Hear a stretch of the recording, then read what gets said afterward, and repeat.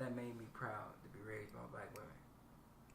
And for me, like, my father was around, but he was working all the time, so I spent most of my time around women.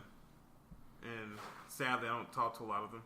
But, you know, I still appreciated them for helping me grow into the man I am today. I mean, because there was a strength that they carried every day, and a fearlessness that you just really can't learn anywhere else.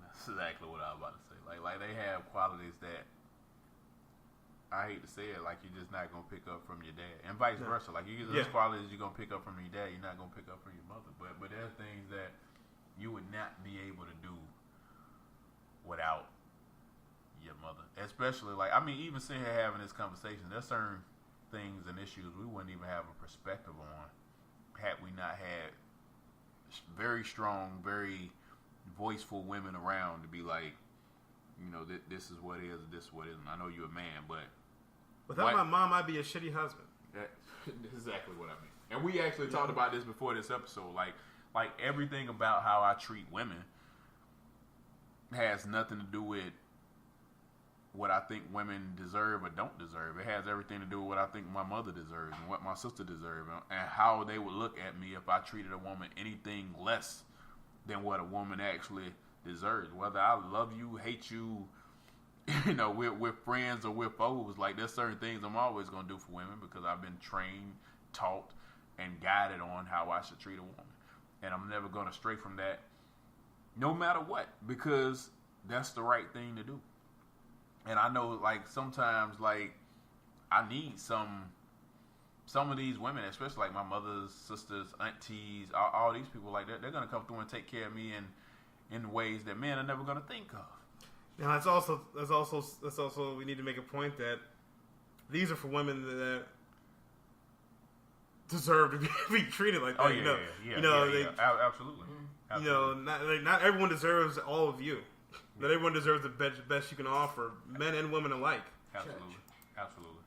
Don't go give everyone the best you have, because there's plenty of people that are going to take advantage of that and not reciprocate. Yeah. And then you sit around trying to blame the world when you really should have been more discerning in who you gave that attention to. And you gave it away when you shouldn't have. Exactly. Yeah. But that's another episode. That's another episode. Now, another question I have pertaining to Black Panther. Whose side would you be on, Killmonger or T'Chaka? Well, this goes without saying for me. Everybody knows. These are after conversations we've had, though. Yeah. I mean, and this is more for viewers than anybody else. Like, I'm super Killmonger. Now, let me caveat that by saying that his way wasn't necessarily a means to a long-term end. It was a means to a short-term goal. But I say that too because I have a super heavy military background. I was in the military for 6 years and I worked for the government for over 10. And I know, especially from living abroad, like, I've lived abroad between the military and my civilian life. Like, I've lived abroad almost 10 years, give or take, since I was about 17. I'm 33 right now, so that's a lot of years. And what I learned is when people don't speak English, and when people don't speak body language, and people don't speak French, or people don't speak Arabic, or people don't speak, Mandarin, what people do speak is violence and money. I hate to even put it that way. There's a lot of that going around. Yeah, it's a lot of that going around. And it's not that I've never been a violent person. I don't provoke violence. I don't promote violence. I don't want people to perceive me as violence. But when all things hit the fan, and I start thinking about what is it going to take me to get back to, Adonis Wide, Purdue first, and Bonita Willis, my mother, second, and my sister, my brother, and Trey and Rich. Like, if I got to empty 7 clips, and whoever got to get it, then that's what has to be done. I'll honestly go overseas to do a job by any means necessary and get it done, whether that's peaceful or not peaceful. But here's why I relate all that back to Killmonger, because one of the main things that he said that stood out was that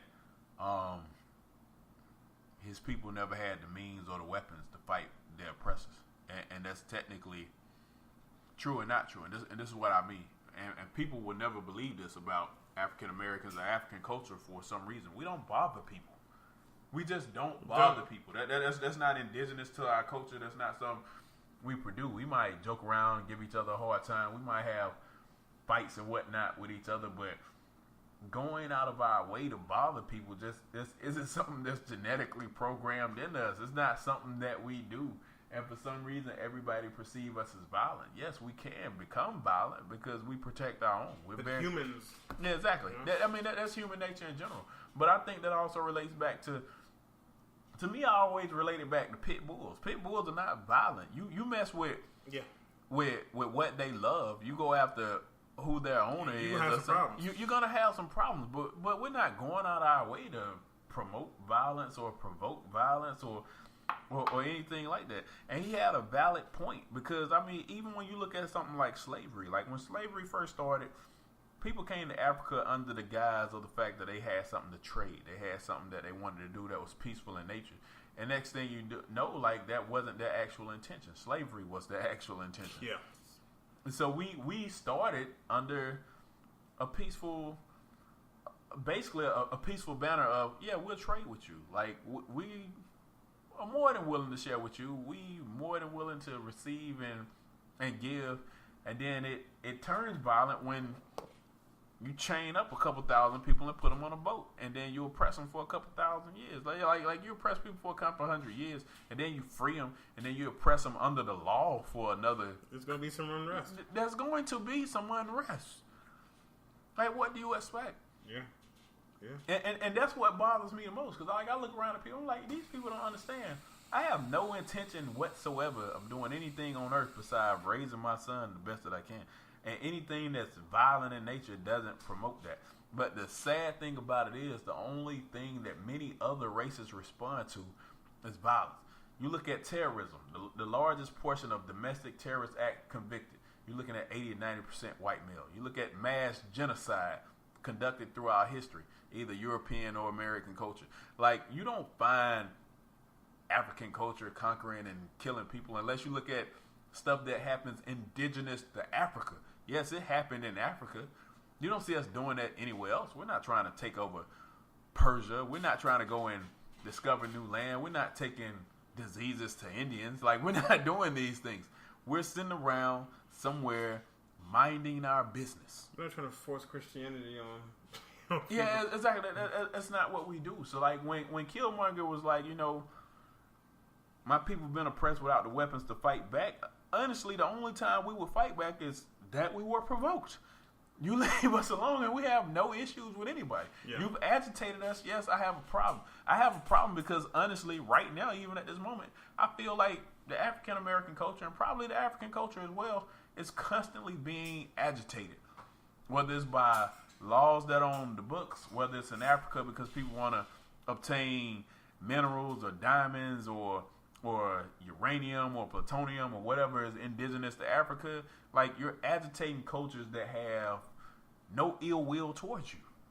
You're going to mess with peaceful people. Like, you got culture still in Africa that's been unbothered by the outside world. Yeah. But if they sit on a resource that another demographic wants or another country wants, people just go in and take it. On what level is that right? How do you expect for them to respond? So I can understand why Killmonger would be like, you know what? How about we just arm everybody with vibranium?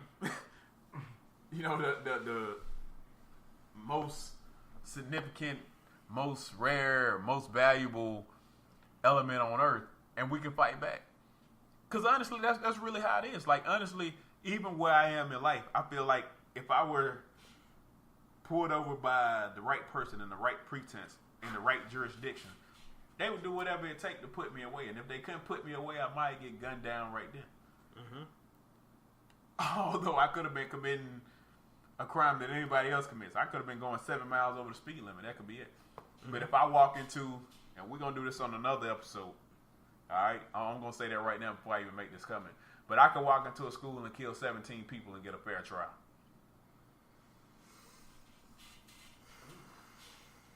Yeah.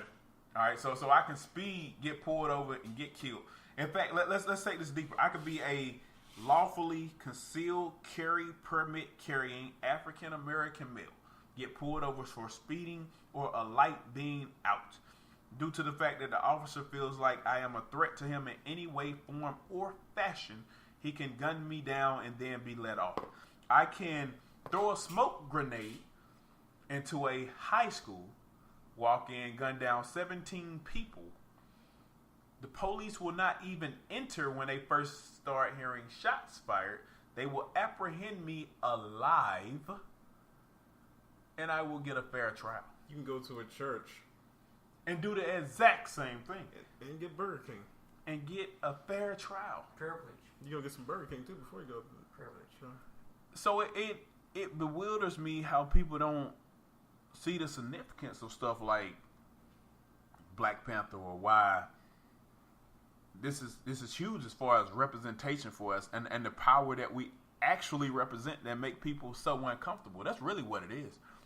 You want to be honest about it? When you look at the things we've invented, the things that we've done, how genetically superior we are physically, if you wanted problems, if we was matched 1 for 1, this wouldn't be a conversation. It's funny that I'm going to give an example, and I won't go into detail about a time years ago, I was put in handcuffs, and I remember the officer, state trooper, put me in handcuffs. And I asked him politely, I said, "Sir, can you please loosen up the handcuffs?" He said, "No, that's what you get for working out so much. You shouldn't be so big." He was scared. I wasn't doing nothing wrong. When you was talking about all the stuff about getting gunned down, I think he was just scared. He was fearful of his life. And I wouldn't know nothing.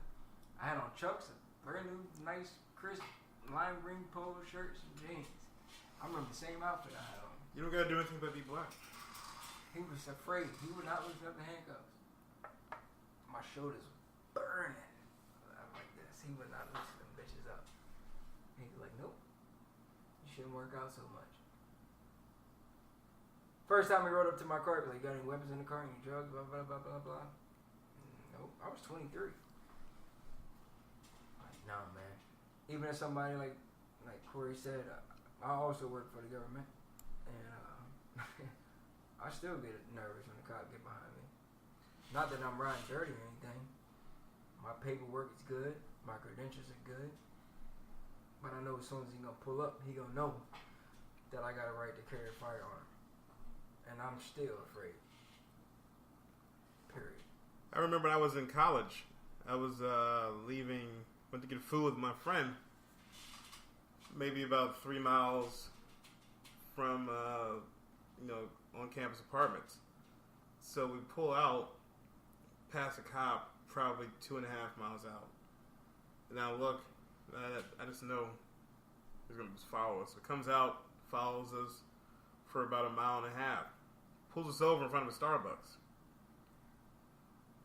Starts to ask us all these questions. You've been drinking, you've been doing this, and I haven't done any of that. Ask where I stay at. I say, I go to school here. I'm just going home. So he follows me back to my apartment just to put the lights on once we get in the parking lot, so everyone can see us. Then makes me sit out there for 45 minutes while he runs plates and does all this stuff. Asks me, do I play for the Baltimore Ravens? Take 45 minutes to run plates. I was like, no. By that time, everyone in the apartment is looking outside because it's like 11 o'clock at night. The lights are flashing. Everybody's looking out.